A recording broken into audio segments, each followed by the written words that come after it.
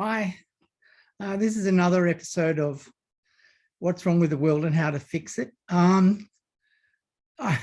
Yeah, I'm sorry I've taken so long to write another episode and to kind of and give another talk. My computer crashed, and I had various other things that I had to do anyway, and it was Christmas and God knows what. But anyway, I'm going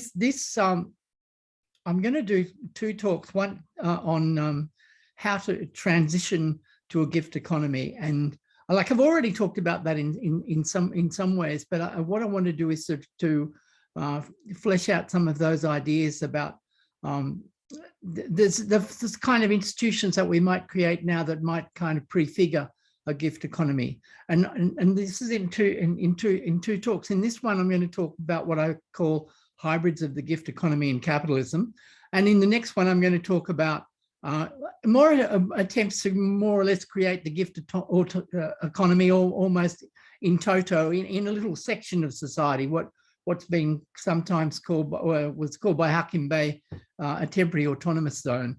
And but anyway, so this one is on hybrids, which is certainly the most common form of prefiguring transition institution that we have in the world at the present time, and for some time. It's not a new thing. But it's new to think of it as a strategy towards the gift economy. Okay, so first of all, I'm going to kind of go back over a few issues. Okay, so what is a mode of production? You could talk about ancient societies like classical Greece and the Roman Empire and so on as a mode of production, a way of producing things and social relationships, and the way of structuring the economy and politics and so on.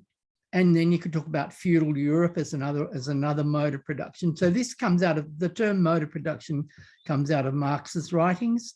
And anyway, more recent writers, I've been influenced massively by Castoriadis. And anyway, what I've come up with for myself as the way of understanding this is to say that a mode of production is like a game, like chess or rugby league or whatever. And it's like that, and it has various rules of the game, and it's also like it in that it has various positions that people slot into these positions in the game structure. So feudalism, like knights and the king, and these are all positions in the sense in which Foucault talks about subject positions. We can think of them as subject positions in a discourse, but the way in looking at them as a mode of production, we can think of them as positions in a social structure which is evolves by pursuing various rules of the game. Now, these modes of production have to fit human nature in order to work. You could talk about that in more detail, but of course also the technologies. Like agriculture is obviously a key technology of class societies, as I've argued before, and what that also implies, of course, is that humans' relationship to nature is a key part of how one can understand what a particular mode of production. It's always assumed in describing a mode of production, like agriculture assumes the soil and stuff like that. Modes of production can collapse, be overturned by their own operation. They become like a machine, and they operate and then they collapse. Like my favorite analogy is driving a car into a lake. It goes very well on the road, but then you kind of drive it into a lake and whoops, and they can also be overturned to mode of production if people think up a better game. They're flexible. Like you could go, oh, rugby league's not good enough, we're going to try AFL or whatever. And that's what I'm hoping for with the gift economy, that's exactly what we'll see. So now what I'm going to do is compare capitalism as a mode of production and the gift economy as a mode of production. And although you may think of that as going back to what I've already done and so on, it's kind of immediately relevant when I start talking about hybrids of the gift economy and capitalism. Okay, so in a capitalist mode of production, the means of production, like factories, land, and so on, are owned by the capitalist class. Members of the capitalist class, but these owners of the means of production, pay workers in money, and the workers use that money to access goods and services. So most people have to work for a wage to live. Now, what's classic of capitalism and completely different to feudal societies is that the means of production that are themselves commodities, meaning that they can be bought and sold on the market. You know, so a farm is something that you can sell, not like in feudal society. Now, these means of production that are owned as commodities, capital, as Marx calls it, are used to make money by producing goods for sale, so that the capitalist invests a certain amount of money and then employs workers, and then they sell the products, right? And capitalists compete to make a profit or to lose market share. And what consumers do is that they buy the cheapest available product. So this is the outline, the rules of the game, if you like, of the capitalist mode of production. Now let's look at the gift economy. The gift economy is an envisaged mode of production, although you could say it's realized in the interstices of capitalism and in various other times and places. There's no money. So there's no payment of wages for work. People work as volunteers. There's no state organizing everything and paying an armed body of enforcers to make sure that everything happens according to the will of the state. People provide for themselves, you know, like a community garden providing for the gardeners, or they distribute their products as gifts. So they might be involved in, my favorite example, producing a train service that runs and serves a whole lot of different people, but the people making the trains and producing the rails and running the train service, you know, driving the trains and so on, and producing this commodity as a gift, this service as a gift. In a gift economy, compacts, you know, like agreements, formal written agreements, if you like, are promises to provide goods and services. So people contract or compact. I mean, there's no monetary money involved, but they make a promise to produce a certain amount of goods or services and deliver them to particular people at a certain time and so on.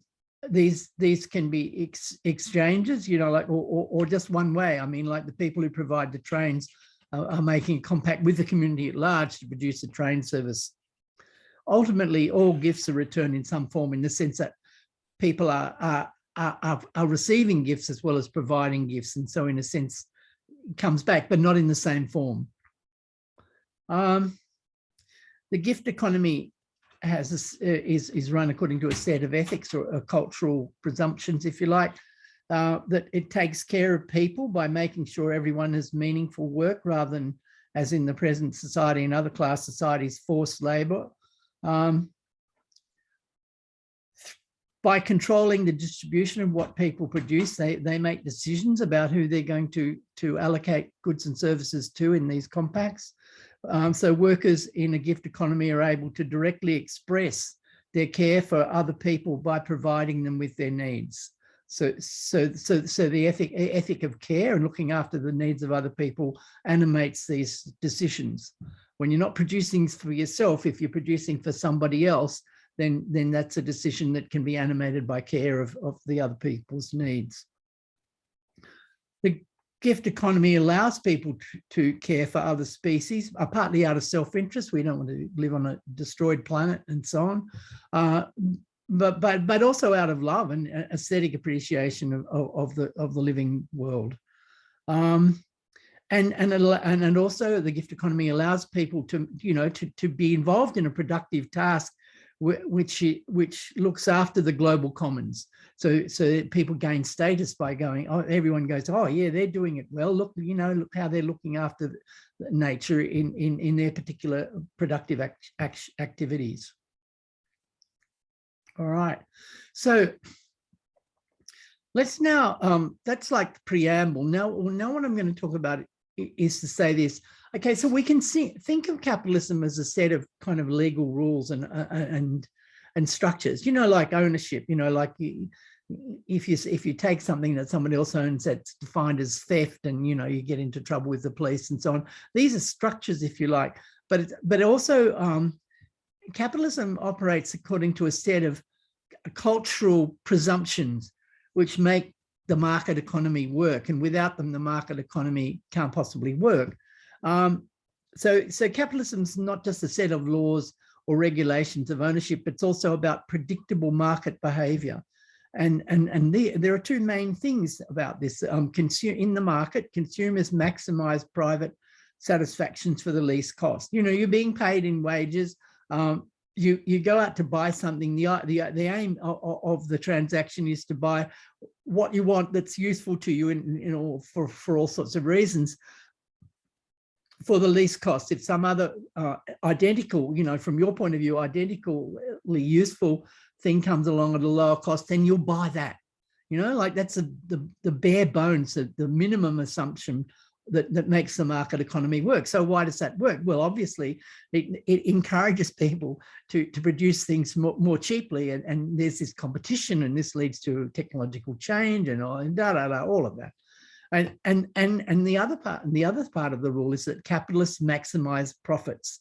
So also from the point of view of the owners of the means of production, their aim is to make the most money out of selling stuff. So I mean, they'll sell things at the highest price that the market will bear, but that depends upon what their competition is also doing.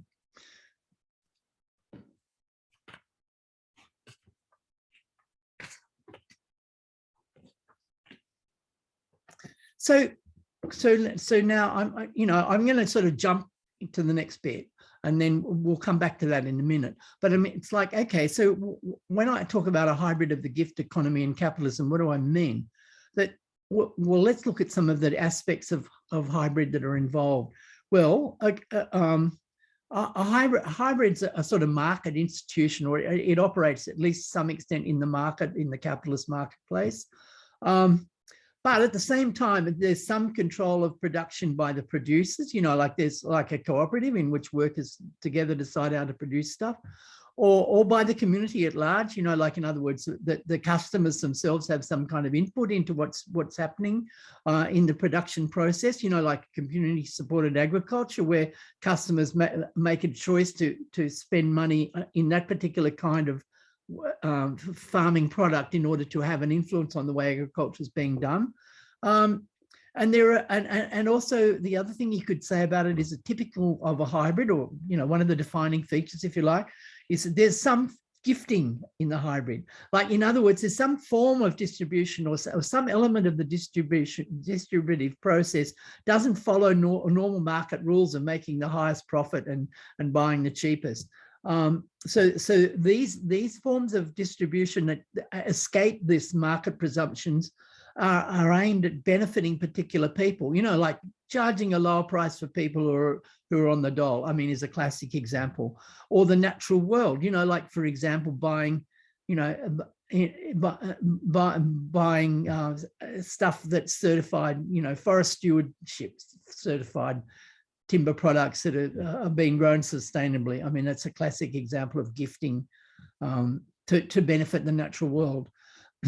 And then what I've been presuming, and what will have been obvious, is that this is combined with some aspects of the capitalist market economy, like wage labor. In other words, people are working for a wage, making stuff and selling it on the market, and the commodity form of selling products on the market. Now, why do hybrids work in the sense of working politically to start to bring about the gift economy? Well, they operate by undermining the cultural presuppositions of the capitalist economy. People are not behaving according to what makes the market work, what makes money work, you know, like the presumptions of buying cheap and selling dear, which animate the market economy. They're kind of undermining this, even if to only a small or slight extent. While these forms of hybrid can make use of capitalist economic forms like wage labor, ownership of the means of production and so on, money, whatever, they also undermine capitalism as a mode of production. To work, so you know, I'll probably argue that again later on, but anyway, if a hybrid is going to work and actually continue and kind of sustain itself, that's what I mean by work, you know, then they have to pay attention to their capitalist context as well as their gift economy goals and practices. You know, like, in other words, they would regard themselves as a failure if they failed to make any dent on the way the market normally works. You know, like if they didn't actually look after nature better than the ordinary, you know, commercial farm, what would be the point? You know, like, so they have to can look at their non-market, non-capitalist gift economy side, but also at the same time they have to work in the market. If they, like what they're doing is producing a market product, etc., etc. People have to buy it and da da da. And like my view is that this kind of works, but it's also a situation which it engenders tensions, creates tensions and difficulties. The hybrid always suffers in a sense within the marketplace. It's like, it's not easy. There are market sanctions against that kind of behavior. I mean, they're not implied top down by some government conspiracy or anything, but they operate through the structures of the market economy to make this kind of thing difficult. And so it's not expected to be easy to establish a hybrid in the context of a capitalist economy. And I'll explain that by talking about examples in a little while.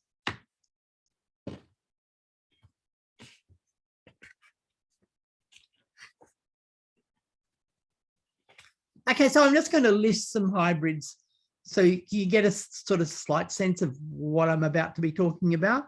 Or one I'm going to be talking about later is Margaretta's belly dancing school in Newcastle in the Hunter region of Eastern Australia. And just say, anyway, because I'm talking about it later, I'm not going to, forecast all that.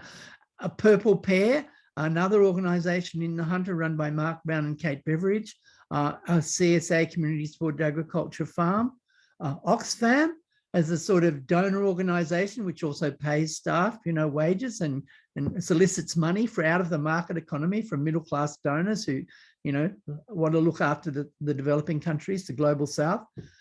Fair Trade Coffee, another example. Government subsidies for solar panels. I don't think that hybrids also include various kinds of welfare state and government intervention in the market, one of which would be government subsidies for solar panels. Yeah, I probably won't talk about that in detail, but it's certainly true. Even government labour legislation of the kind that Marx wrote about, the 10 hours day, can be seen as a hybrid in the sense that it undermines the presuppositions of the capitalist economy and kind of puts a brake on those operations in terms of the needs, the real needs of people rather than exchange value.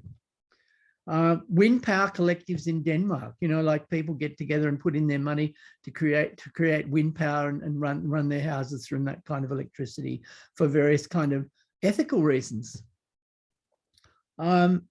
Agricultural co-ops in the Philippines, like run by small farmers, getting together to market their produce together. Community gardens would be a classic case. In the sense that often the land is donated by the council. In other words, it's privately owned land. Sometimes there's a paid coordinator. Like another part of the market economy.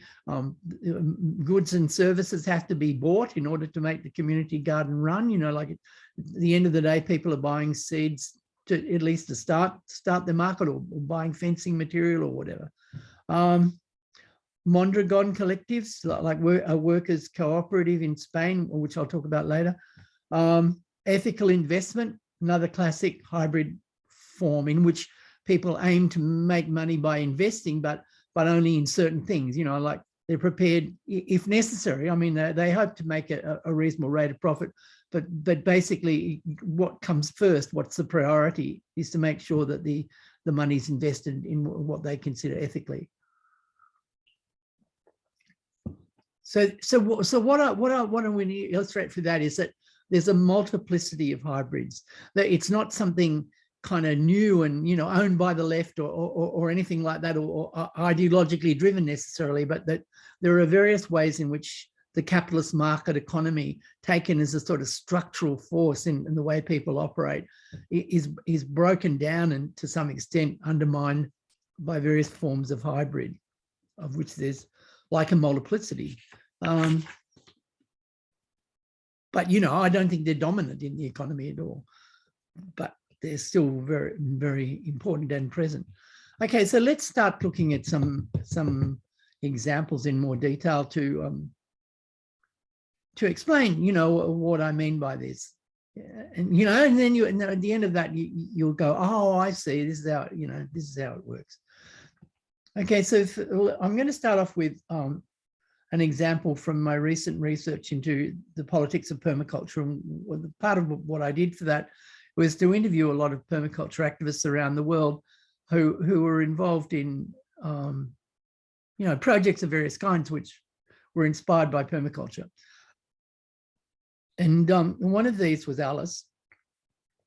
Alice was a member of a community-supported agriculture farm in Wales, which was like an organic vegetable farm. They had 31 acres of land. I know, and they used only 10 of these for their market crops. You know, they had them under cultivation. There were 8 members in their cooperative. So most of the work was being done by these 8 cooperative members who were also living at the farm, right? So it's like a community, you know, a hippie community in a way.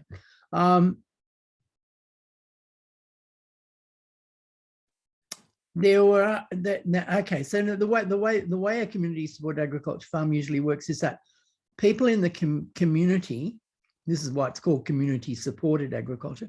People in the community sign up for like a month of vegetables, and every week they drive. I have to say that, or ride a bike in some cases, to go and collect their box of vegetables, and they pay in advance. You know, like they might pay for a whole year or a whole month or whatever. And okay, and they come to collect, and what they get, and now this varies from one CSA to another, but in this case, what they get is what's in season. You know, in other words, they don't really have a choice of vegetables in the normal sense in which you go into a supermarket and have a choice of vegetables. They get a box of assorted vegetables depending on what's in season and what's being grown on the farm. This particular community supported agriculture farm also sells produce to restaurants.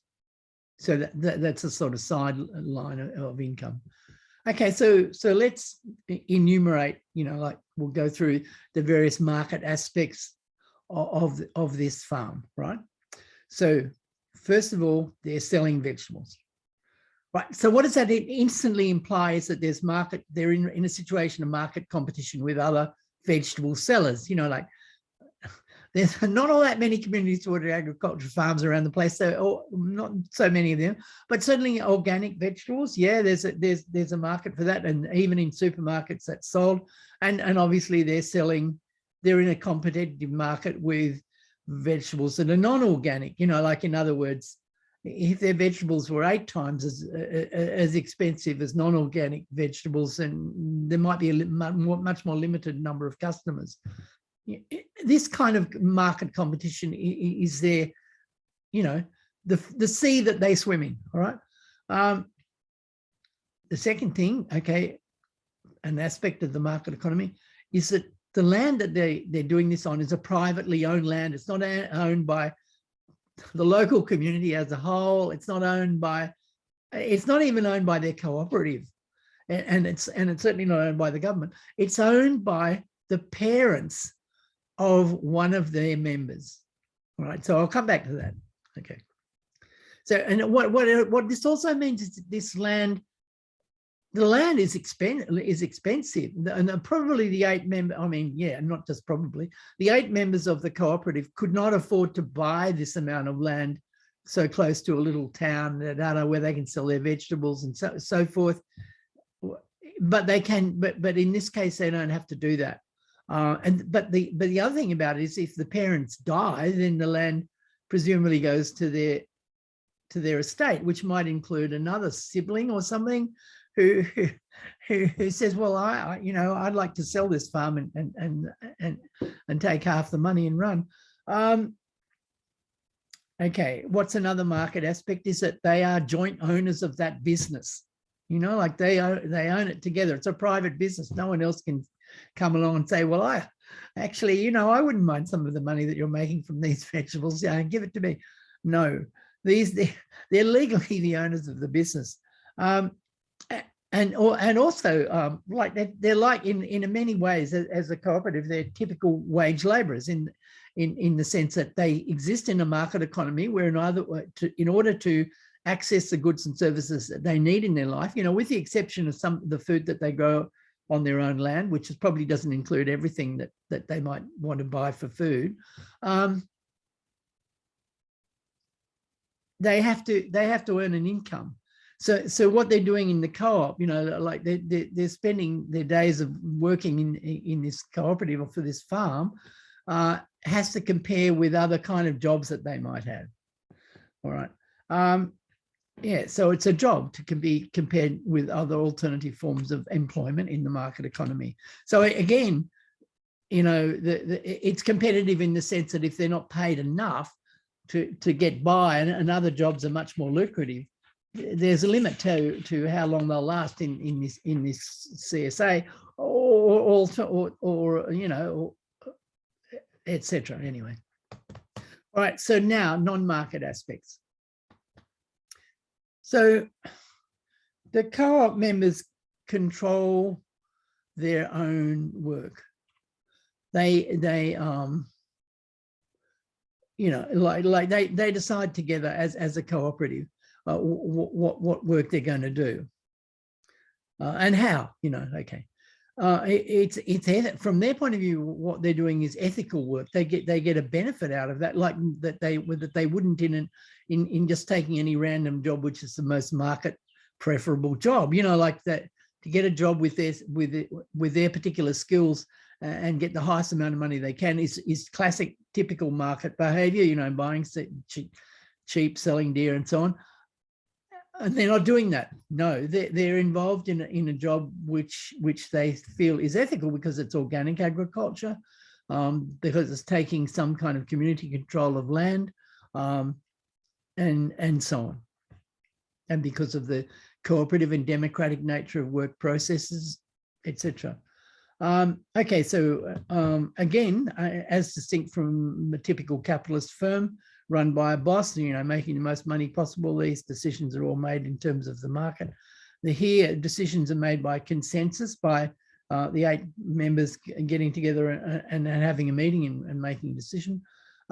They rotate leadership roles, so like accounting or running the polytunnels or whatever are jobs which are allocated to particular people, and so everybody has a leadership role, if you like, and according to interest, but also with some rotation, they take on these different leadership roles. So not like nobody is the boss of this project. They don't even have an elected, boss in that sense. As well as that, there's some of the work that's done which is not an employment, it's not paid work, because they always have almost all the time they have 2 volunteers who are giving their work completely for free. And so what's their motive? Well, partly to learn about community supported agriculture and agricultural. So in that sense, it's apprenticeship, but it's very unpaid. They're paid bed and board, I suppose, but it's unpaid otherwise. But also for ethical reasons, they want to involve themselves in organic agriculture and producing food through that. Customers are getting some control of the means of production in this situation, because they're saying, okay, I'm not going to go down to the local supermarket. That's unethical for various reasons. Like, for example, they exploit workers in Poland, and then they bring the carrots all the way from Poland to the UK using fossil fuels, and this is massive. And then they put it into plastic bags and put on the shelf. Just where to begin with how unethical all of that is. So instead of that,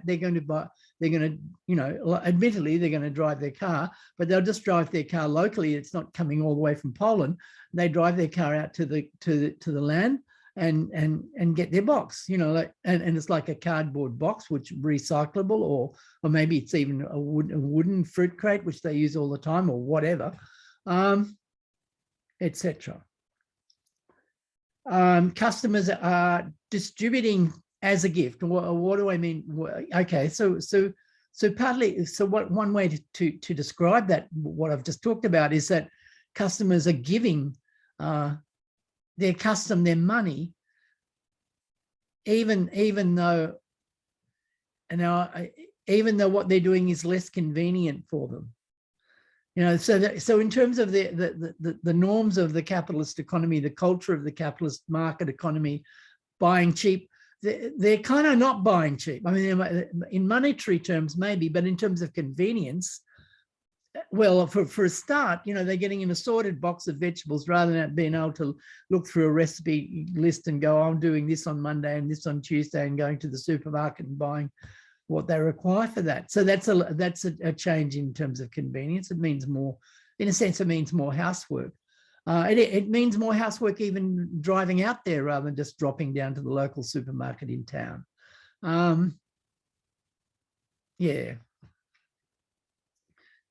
They're making an ethical, so these are kind of aspects of the gift, like this is, so what they're doing is partly a market transaction and partly a gift transaction, in which they're not looking at the market issues and nevertheless giving something. So they're making an ethical consumer choice to get local produce, to get produce that's grown sustainably, and to how can I put this there, fostering a work situation which is the opposite of an exploitative work, in the sense that the workers have control over the daily decisions of how to produce stuff. And they're creating as well a social link between the producers, the institution as a whole, not just the consumers. There's a social link being created here between the consumers on the one hand and the producers on the other, so they're kind of like friends, or at least partly, they're acquaintances and they work together to produce and consume food, right? Okay, so this is all very, very encouraging, and it's a really good example of a hybrid, and it's worked for, I think they said 7 years. So even if it died in the bum tomorrow, it's still an important intervention in the market economy to do things differently. And there's quite a lot of these community supported agriculture schemes around the world. This is clearly not the only one. But now what I'm going to look at is sort of the tensions and limitations. Well, what I'm going to say is, okay, so in what sense does the market exercise sanctions, against this kind of practice? All right, that's how it should be looked at. Not that these sanctions necessarily mean that the practice is silly. Far from it. It's very sensible, but they are nevertheless sanctions. All right. Well, the first one is that the 8 members of the co-op are not paid that well for their work. Right. So they're getting, for their produce, an average of £7,000 per week. Now that has to be divided between 8 people, and they've also got to pay for inputs to the farming process. And to illustrate how so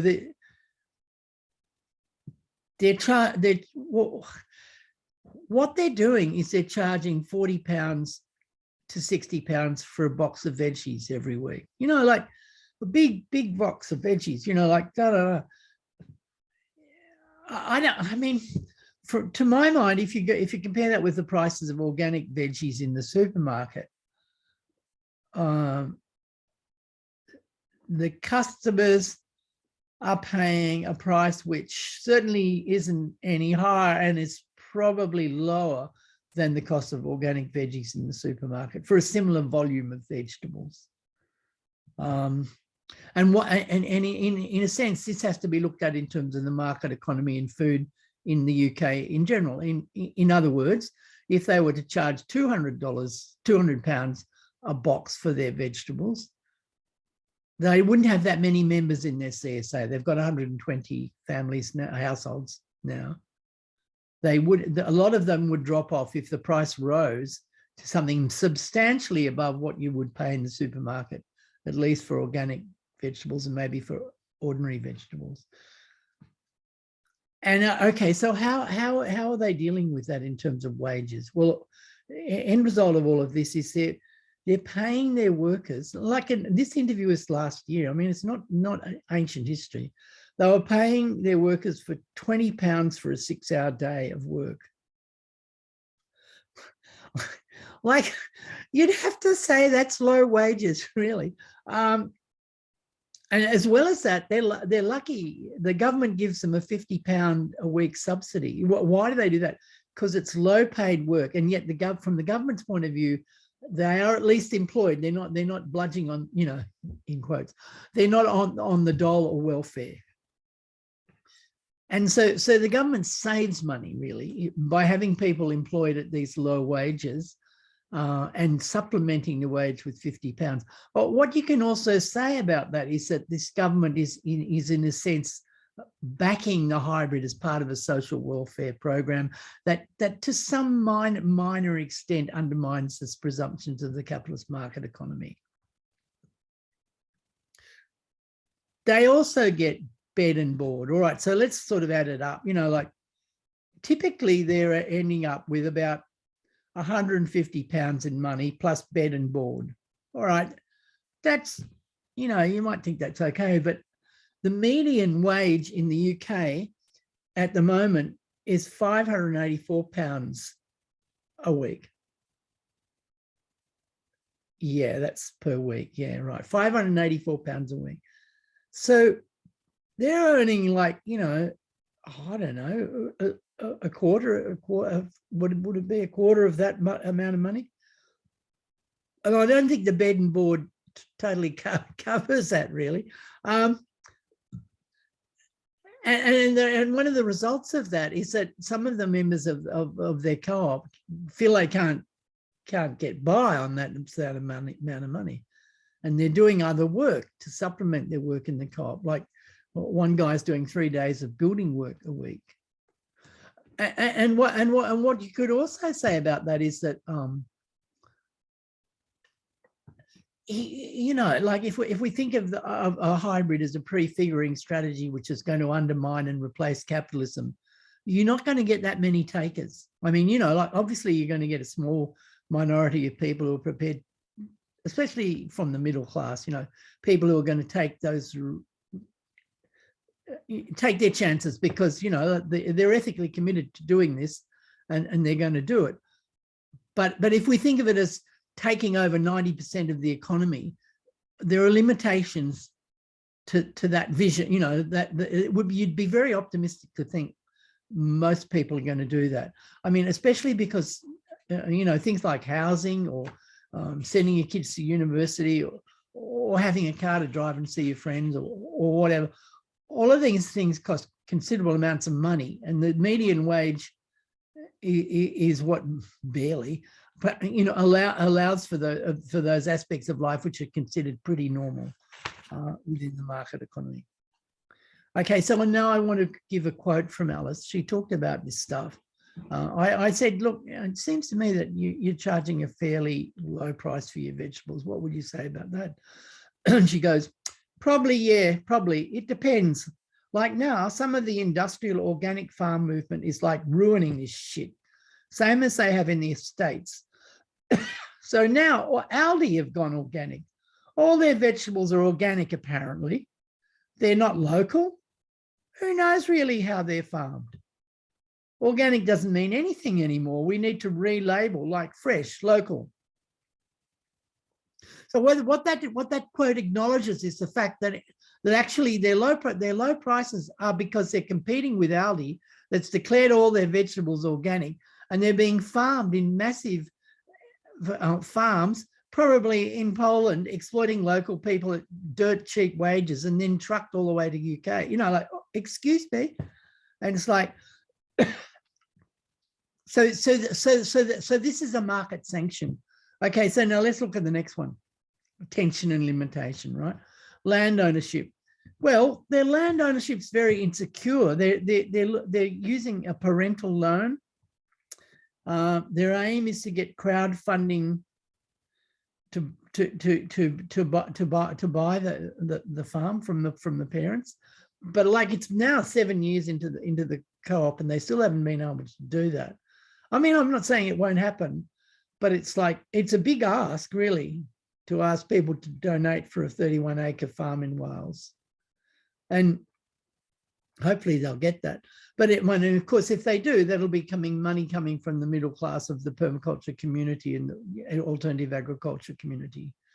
And so what does this amount to? It means that land ownership by an elite of wealthy people in the UK, it creates a disincentive for small farms in the UK run on cooperative lines, doing organic agriculture, marketing produce locally, and so forth.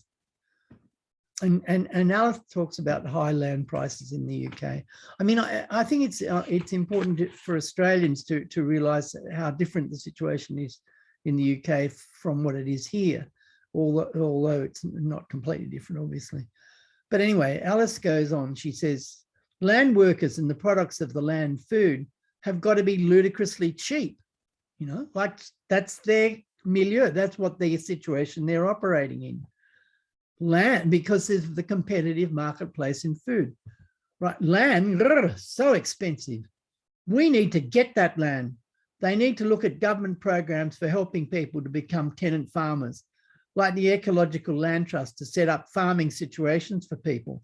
So you don't have to have like £500,000 to become a peasant. And they need to look at the price of food. They need to look at the way they subsidise farmers for doing environmental goods. All right, so what she's saying is the only way out of this situation is to make more radical inroads into the capitalist economy. Like, essentially, the government should buy land and kind of give it to peasant farmers at a subsidized rate, so that we can diversify the ownership and allow more local control and workers' control of land. Yeah, right, that's going to happen. I mean, it's going to happen, but only with a kind of revolutionary demand for system change. It's not going to happen in the immediate future with the kind of voting patterns we're seeing at the moment, and the kind of governments that are getting elected, like the bloody Conservatives in Britain and so on.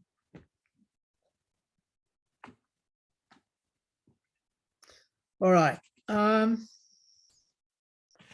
This could go on forever. I've got lots of examples, and I'm not quite sure what to do. I think I'll talk about the Mondragon collectives next, because they're very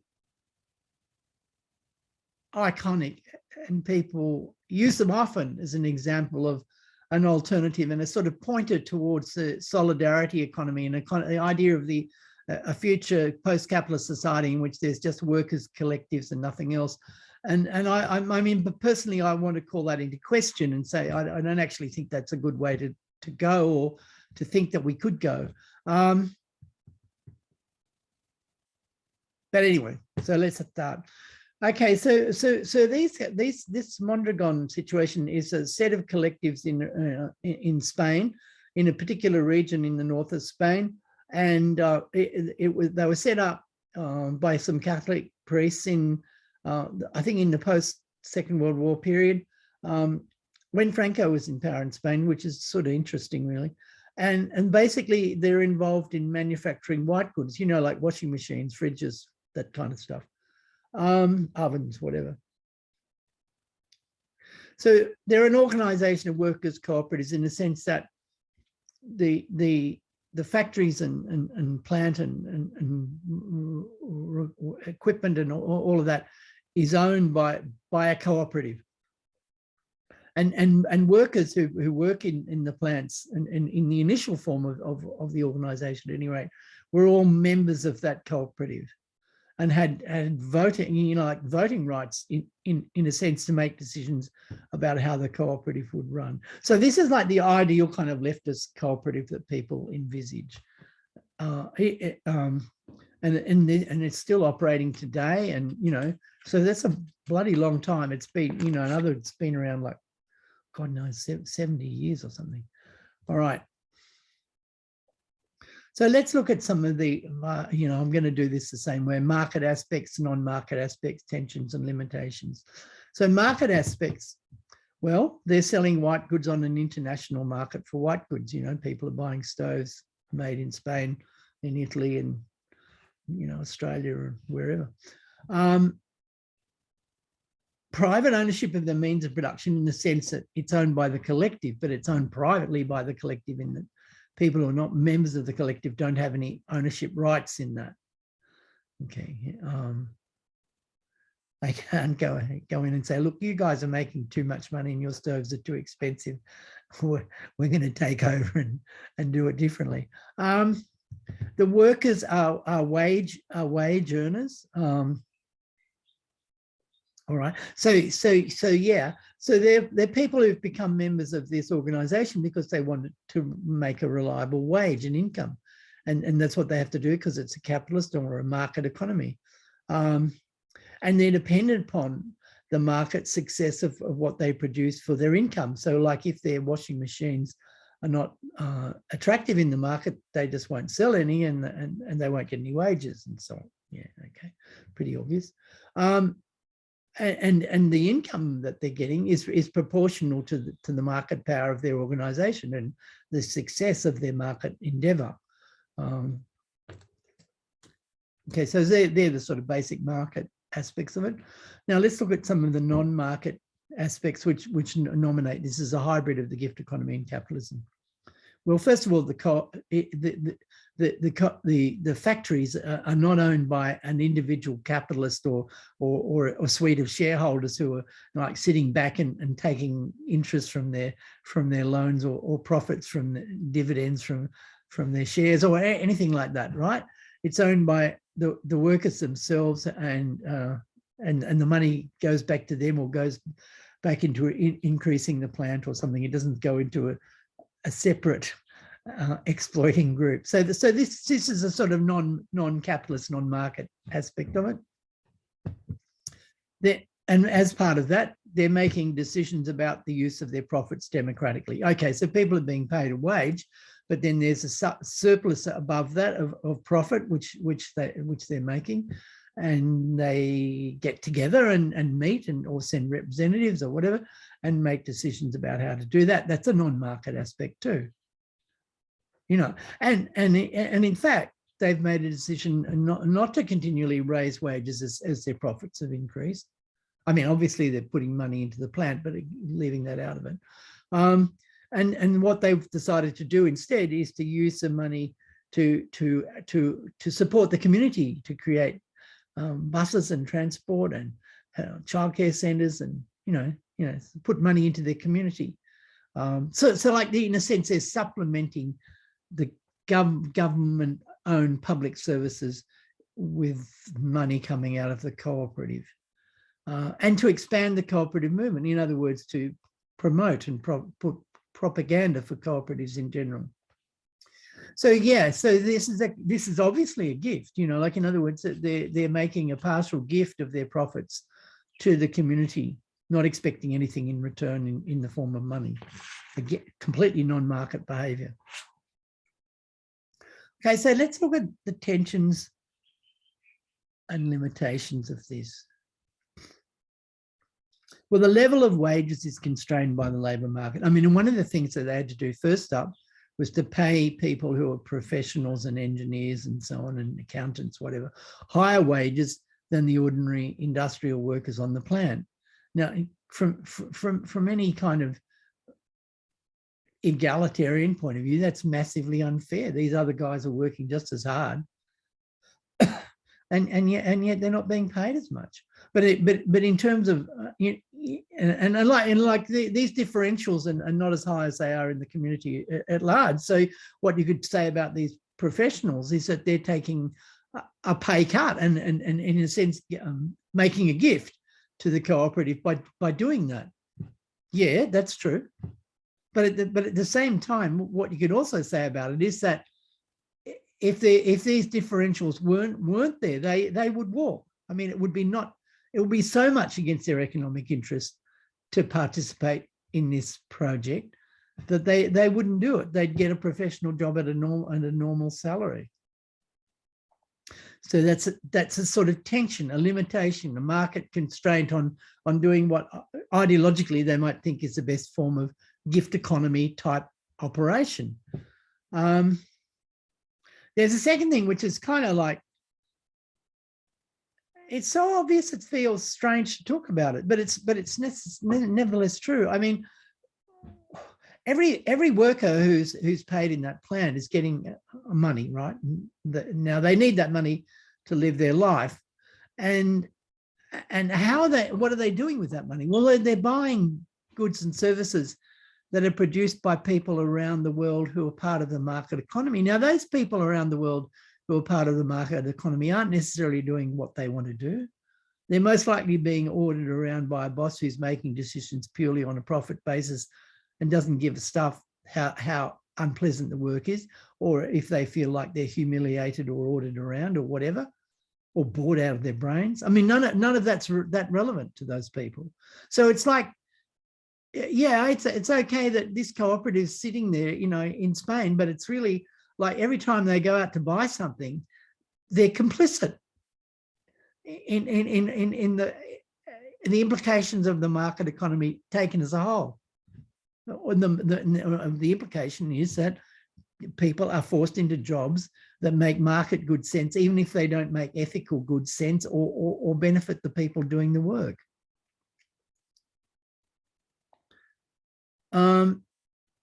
Well, a third thing that you could talk about is that the company needs income from sales. So they can't give the stuff away. They can't say, well, you know, I've just noticed this. You know what? It turns out we're selling all these white goods to kind of relatively affluent workers in the rich countries. And you know, we've got these industrial plants, and like there are people in Africa who don't even have fresh water.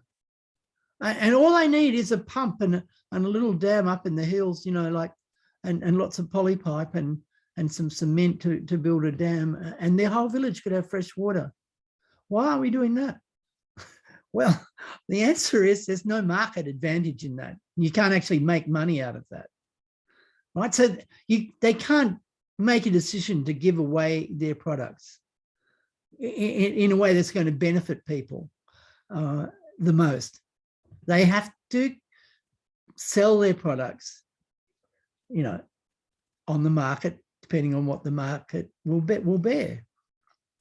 Now, this is just leading up to the real doozy. Okay, so now, as you're all probably aware, in the 1970s, in the rich countries of the world, the capitalist class worked out a new and wonderful trick, which is to offshore production, right? They said, we'll defeat this stroppy working class in the rich countries. And you know, where it's really cheap for people to work. And by now they've been really educated by all these governments like Indonesia, the Philippines, Taiwan, you know, Hong Kong, Thailand, whatever, Vietnam, it's just great. We'll relocate China, we'll relocate our factories there. We still control the ownership of the factory and everything like that. But we're going to make a lot more money because, you know, we're going to drop the price of labor through the floor. And you know how we're going to beat all these companies that are still employing workers in the rich countries? We're going to sell our washing machines at half the price that they do. No problem at all. It's fine. Now, you can imagine the Mondragon collectives were staring down the barrel of annihilation at this point. There's just no way they could keep selling their white goods at the prices that they had, you know, like the relative prices. And so what did they do? And this is, I don't know, people who think that, you know, cooperatives are the answer to everything really should think about this. What they did was the obvious thing, like they started employing people who were not members of their organization and paying them 20% less. So that's what they did in Spain, right? What did they also do? They started setting up plants to make washing machines and fridges in the global south, in Thailand in particular. And 9% of what they now sell is made in those overseas plants. So what they did was they massively boosted their income by employing a whole lot of workers who, from the point of view of the cooperative and the control and the political egalitarianism implicit in the Mondragon collectives, are all disenfranchised. And I'm not blaming them for that. I think it's a totally understandable maneuver. And no doubt their workers in Thailand are better off than some in Shanghai. And so I wouldn't be at all surprised, but that's not the point. The point is they were able to and they were only able to survive by bending to the power of the global capitalist class expressed through the market. Okay. I think I'm going to leave it at that. I mean, I know that's crazy. If you want to read more about this, my book, The Politics of Permaculture, gives some other examples of hybrids of the gift economy and capitalism. So although I've only given two, it's probably long enough, I suspect. Okay, so what I'm now going to do is wind up by talking about the lessons of all this.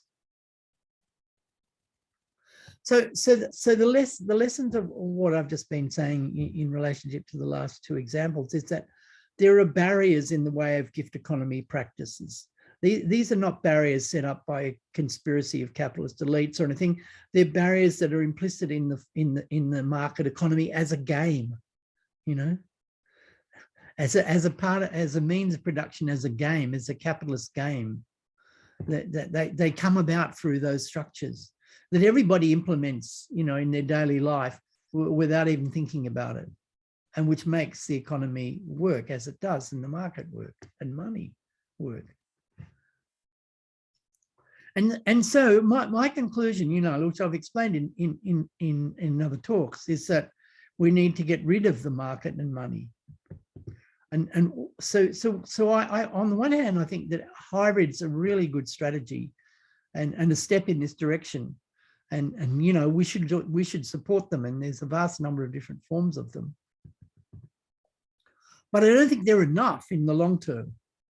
And they don't go far enough. We need to abolish the market altogether. Okay, so now from a more optimistic point of view, I mean, one of the things you could say is, if these hybrids became universal, see, this is where I disagree with some people, with the solidarity economy people, for example. My view is that if these hybrids became a dominant form of economic unit, they would cease to be hybrids of the gift economy and capitalism and become the gift economy. That the market aspects of them would just be vanished. Like let's look at the example I gave, the Mondragon collectives. If they decided, that they were going to market, they were going to, continue to market some of their produce to rich people in the form of washing machines, and other parts of their produce would be completely donated to African villages. And they didn't suffer any economic disincentives from that. Why?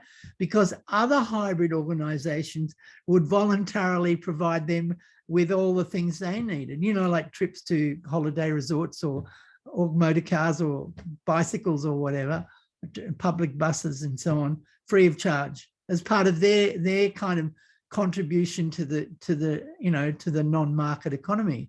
Yeah, so it could end up like that. So this is like the optimistic scenario, is that an avalanche of hybrids could bring about the gift economy. All hybrids reduce the power of the market to determine production and distribution outcomes. I've explained how that happens, right? If you have a huge wave of hybrids that start to take over huge sections of the economy, then reduces the power of the market to nothing. So, like shareholders meetings that sort of vote for green power and chuck off the company executives who are kind of going grey and whatever. money would become effectively irrelevant and would be eventually abandoned. Why? Because the monetary value of something would not be a guide to distribution and production, because people would be making lots of decisions that were not based upon comparative monetary value, but were based upon what Marxists call use value. In other words, how much people need things and the usefulness of things, and not just to people, but also to the planet. And so hybrid organizations would then become producer collectives, not running with money, like voluntary collectives, donating products to other people, supplying other producer collectives, and supplying the community without money being involved, like the gift economy idea. So I'm going to finish with that. Thank you. Hope you enjoyed it. Yes.